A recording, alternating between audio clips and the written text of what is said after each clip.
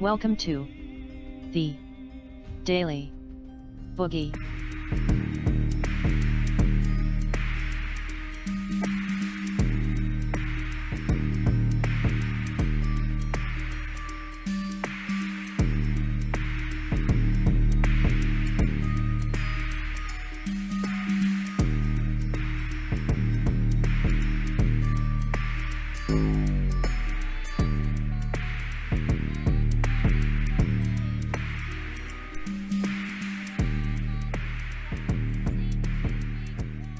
Let's start off the way we like to start off, with this.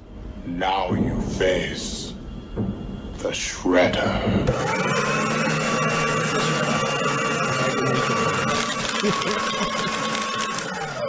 Beautiful. So this was in the Pacific Standard a couple of days ago. More evidence that racism and sexism were key to Trump's victory. Yes, just when you thought you've heard enough about racism and sexism about Donald Trump and his supporters, ladies and gentlemen, guess what?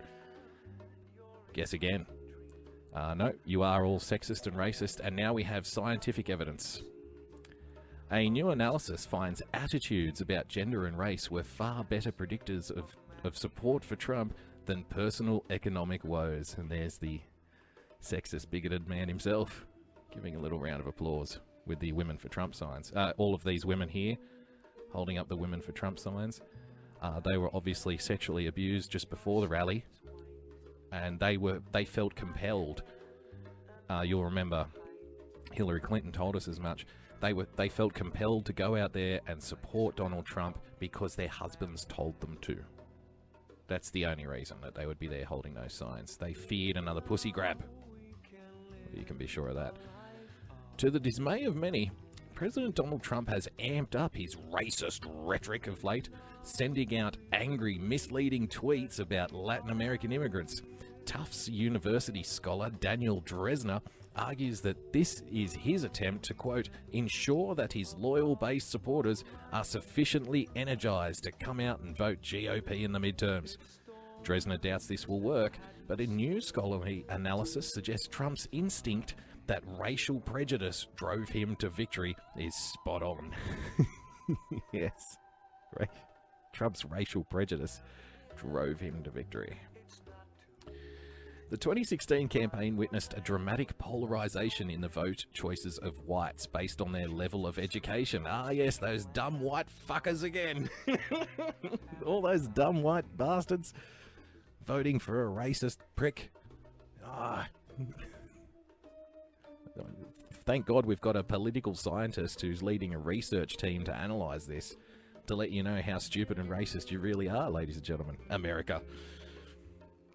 Writes a research team led by political science Brian Schaffner of the University of Massachusetts Amherst, quote, very little of this gap can be explained by the economic difficulties faced by less educated whites. Rather, most of the divide appears to be associated with sexism and denialism of racism. That's a new one. Have you ever been accused? I know people have been accused of being racist before. Have you ever been accused of being a denialist of racism? That's a new level of bigotry right there. Yeah.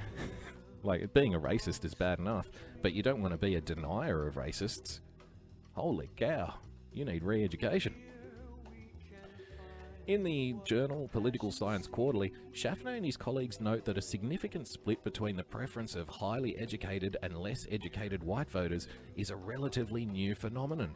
In 2000, a small but notable gap began to emerge, with non-college educated whites providing more support for the Republican presidential nominee, they write. This gap remained relatively small, ranging from 5 to 7 points in the elections held from 2012 to 2000 to 2012.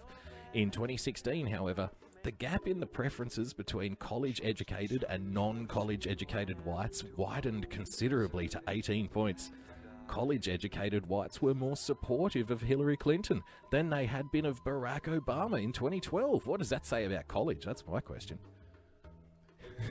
What does that say about the level of education going on in the college system now? They liked Hillary Clinton even more than Barack. What the hell is going on with your children? while whites without a college degree moved even more dramatically toward Trump. Sandra says, what, people thinking for themselves? Are you kidding me? Yes, I'm afraid so.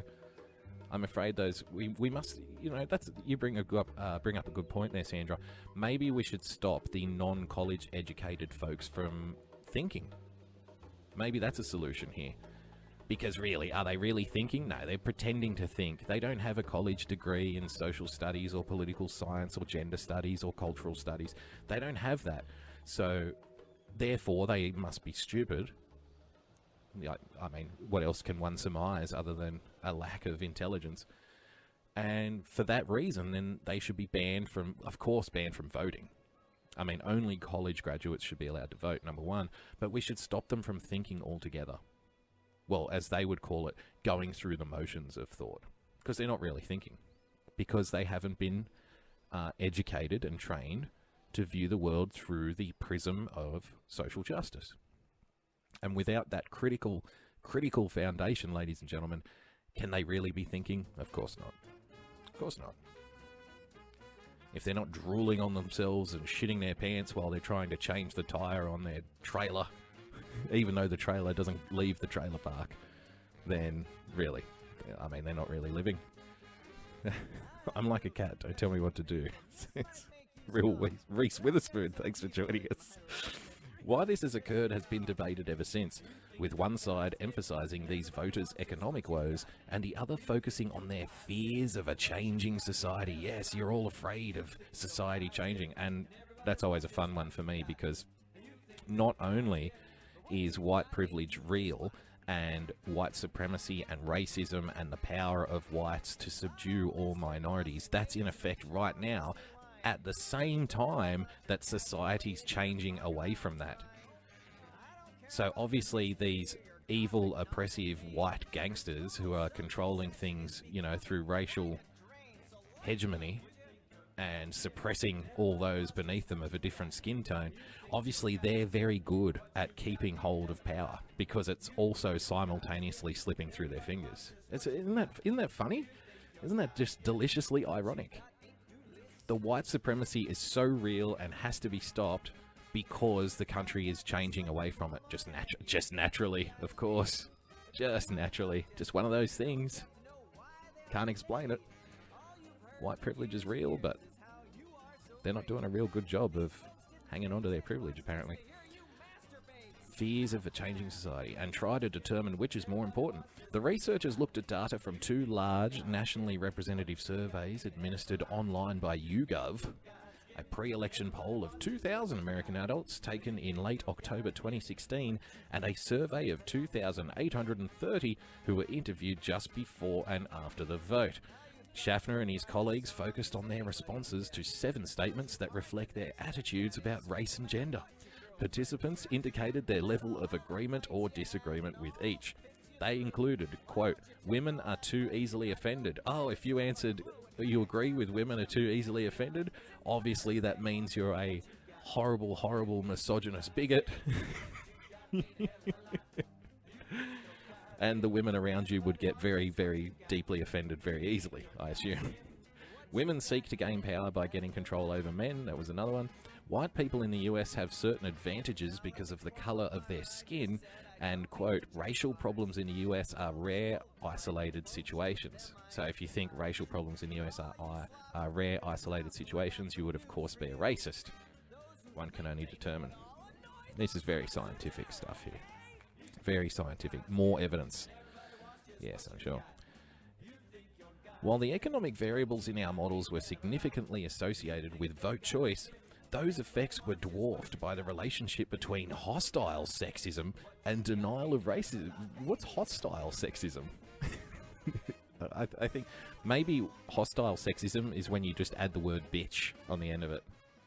Because you can say, darling, make me a sandwich, because that's your job. And that would just be sexism. But if you say, darling, make me a sandwich, because that's your job, bitch, then it becomes hostile sexism. Instead of loving sexism, hostile sexism. You see, it's very complicated scientific stuff.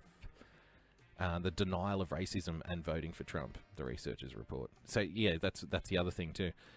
If you have a different view on racism, you're a racism denialer now. You're a deniist. You're a denier.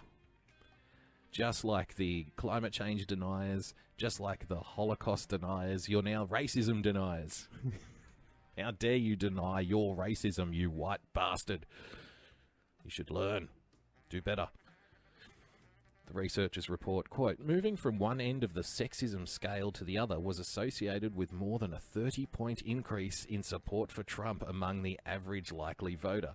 The relationship of the denial of racism scale was nearly identical, moving from the highest levels of acknowledgement and empathy for racism to the lowest level was associated with about a 30-point increase for Trump. These findings held true even after researchers took into account two additional factors that have been linked to Trump's support: populism, determined by responses to statements such as, quote, the system is stacked against people like me, and authoritarianism, as measured by attitudes about child rearing. Oh, yes, yes. If you're a little strict with your children and you want, certain amount of rules in the household, don't throw shit at the dinner table, don't punch your brother in the face, you're an authoritarian who probably voted for Trump and denies the existence of racism. Just remember that. Good parenting is now bad parenting. Good parenting is authoritarianism and must be done away with.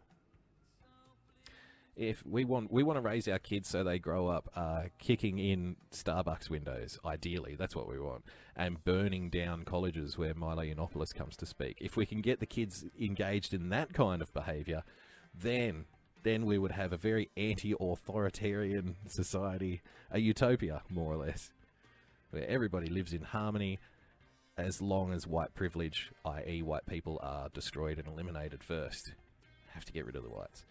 If non-college educated whites became somewhat more progressive in their attitudes toward racism and sexism, this is a quote, so that they matched those of the college educated whites, Clinton would have won the popular vote by 4 points instead of 2. Such a shift could have had a dramatic effect in terms of the electoral college outcome. Yes, ladies and gentlemen, yes! Woo! If only those non-college educated whites were a little more progressive. See, it's all your fault. If only they were a little more progressive in their attitudes towards racism, then Hillary Clinton would have won. Well, blow me down, knock me down with a feather. What an absolute rip-roaring surprise that is. So...